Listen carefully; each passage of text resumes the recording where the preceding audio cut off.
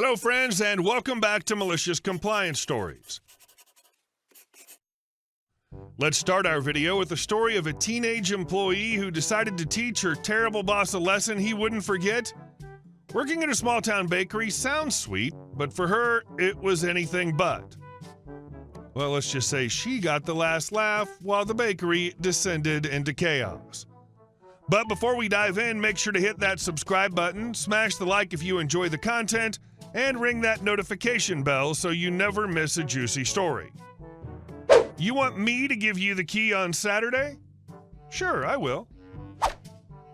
So this happened when I was around 18 or 19, and I worked for this small bakery in my town. It's worth mentioning that I'm a woman. The owner was the worst man I've ever met. He had no business being around people, let alone managing employees. I was a key holder and the sole cashier of the store really early on. I was left alone to run the place and close it every day. He only gave us half-hour breaks for 10-hour shifts. He was racist and homophobic and frequently made fun of his employees so his buddies could laugh at us when they visited. I can go on and on about this man, but the best summary I can give is that I saw 2 people quit in their first day while working for him. I told him I was leaving 3 weeks in and gave him a week's notice. He, of course, complained about how unprofessional I was being. I also specifically told him that I will not work the next Saturday. My last day would be Friday. Now, I didn't want to work Saturday because that was sandwich day, the day the entire building stops making cookies and pies and makes sandwiches so they can be shipped off for other businesses to sell. It was always the most stressful day because there was too much work and too few people to do it. Also because the owner, instead of lounging at the front of the store, had to work with me. And he had no respect for personal space. No matter how many times I brought up how uncomfortable I was, he ignored or interrupted me, so I wasn't going to work Saturday. Well, in my last week, I reminded him of this a few times, but he never seemed to get it.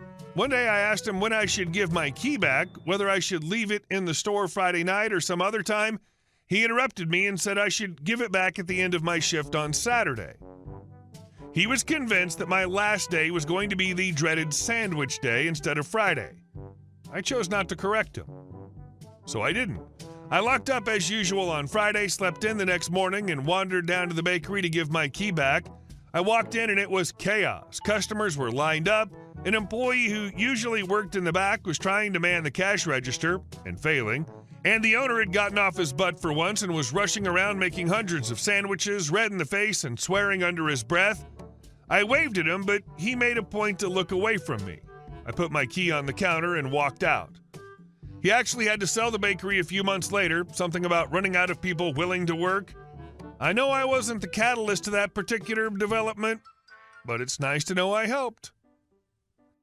I can pretty much guarantee that anyone who uses the phrase "nobody wants to work anymore" is either a crappy boss, manager, etc., or someone who has a lazy relative and thinks that all people of a certain age group are like that person.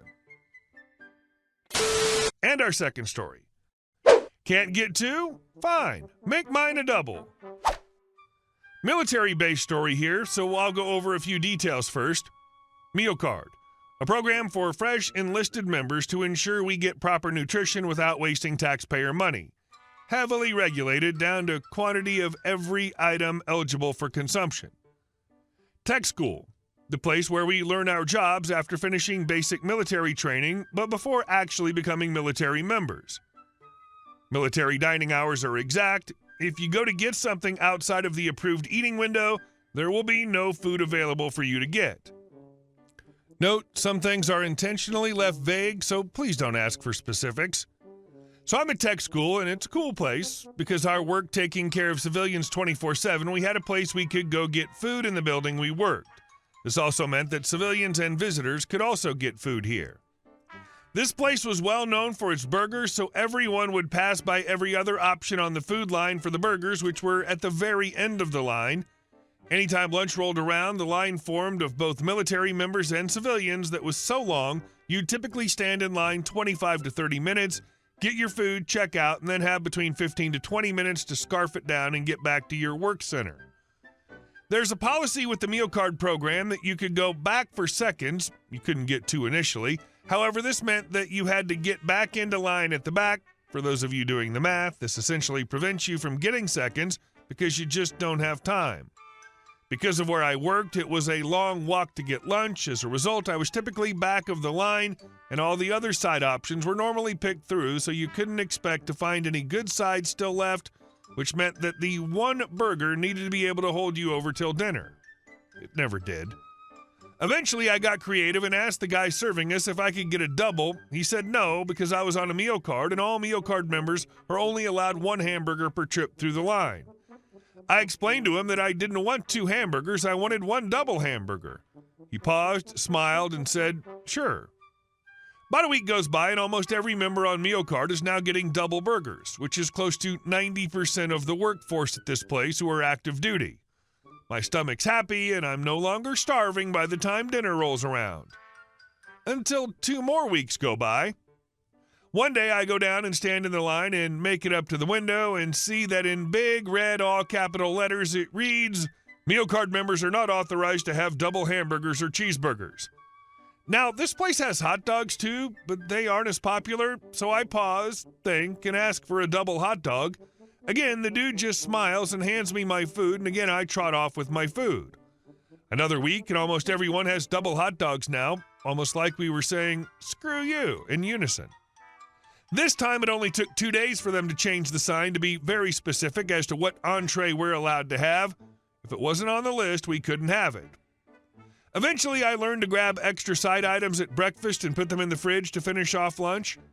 Apparently, everyone getting doubles really threw off the numbers for the crew that was in charge of the food supply. Seems ridiculous that they can't just hand out more food. Of all the excessive military spending, $786.3 million on guns, ammo, and bombs for target practice, according to a 2019 article I found. Doubling up on burger patties seems like pennies compared to the trillions in the budget. And our next story. Moving into my new home, but not alone. I was thrilled to buy my first home as a single woman. It was a huge milestone, and I was over the moon. The house had been empty for 2 years, and before that, a disabled woman lived there for over 20 years. Unfortunately, she couldn't maintain the yard, so some of the neighbors slowly encroached on her property, turning my dream home into a bit of a nightmare. Neighbor A is a quiet kid who lives alone in his family home and works nights at a factory.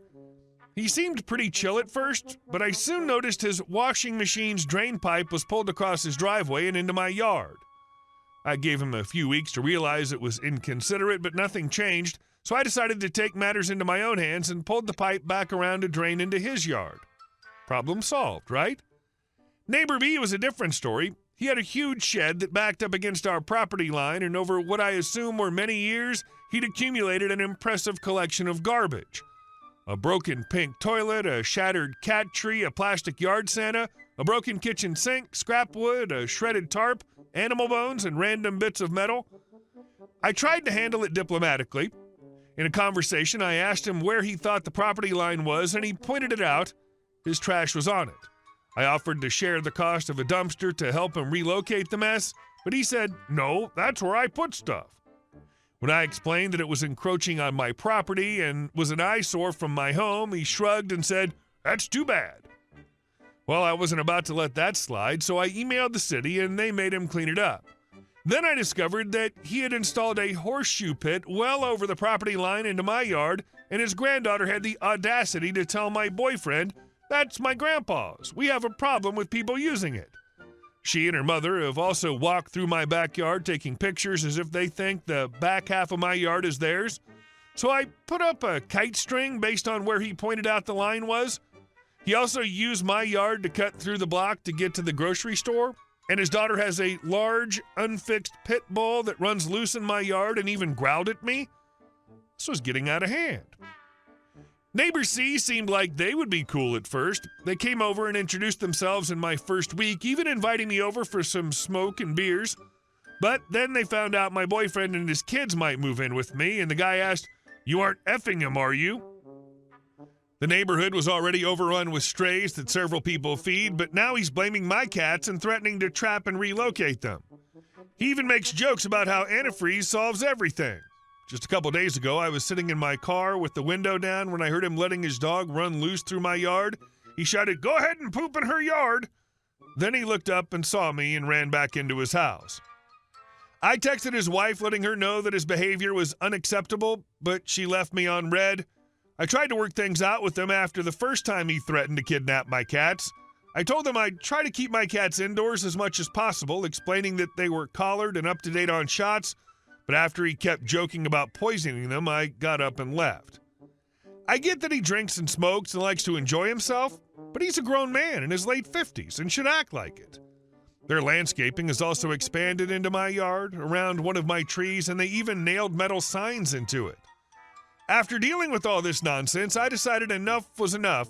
I documented everything: the encroaching landscaping, the threats, the stray dog, and even the trash in neighbor B's yard. I hired a surveyor to clearly mark my property lines, then called in the cavalry. The city got involved with neighbor B again, this time forcing him to remove the horseshoe pit and keep his trash strictly on his side of the line. When neighbor C refused to stop his antics, I took the matter to a lawyer who sent a stern cease and desist letter regarding the threats, trespassing, and property damage. That seemed to shake them up because not long after they apologized and agreed to stay off my property. As for neighbor A, the quiet kid with the drain pipe, he finally got the message when I pulled it back into his yard. He apologized, and we've managed to keep things civil ever since. And our last story. Karen from Hell's Pool. Back in the 80s, I got a huge plot of land by a lake with an old but still 2-story, 4-bedroom house. I moved there with my family. When my wife's sister found out about it, she began to come to me and complain that she didn't have enough money to buy their land and build a house near the lake. She said it was her dream that her sisters should help each other and blah, blah, blah. Eventually, I got tired of it all and gave her a little piece of land for a house on the edge of my property. While it was being built, and even for a year when Karen moved in, everything was fine and quiet. But after a year, something drastically changed. Maybe Karen bumped her head or something? They built a 2-meter fence to separate us from the house and stopped greeting us. Okay, I'm just happy to get some peace of mind from Karen. I finally got my quiet. After about a year, I saved up some money and decided to build a pool near my house that we could swim in while the lake is still cool. The building was finished pretty quickly, and at the same moment, Karen started saying hello to me and my wife again. Then one Wednesday, Karen, "Hi, I saw you have a new pool, and I need to have a party with my friends because you'll be working on Thursday and I'd love to use it." "Oh, hi, Karen. I think you built your fence too big and it'd be hard to get over, so guess not." Thursday evening after work, I found out someone was using my pool. I asked Karen and she said she didn't know what I was talking about. So next time I poured 6 times the chemical to clean it and drove to work. That was the last night Karen used my pool. It's always a pleasure to see good relations between family members. Hey guys, thank you all for watching the video. I'll see you in the next one.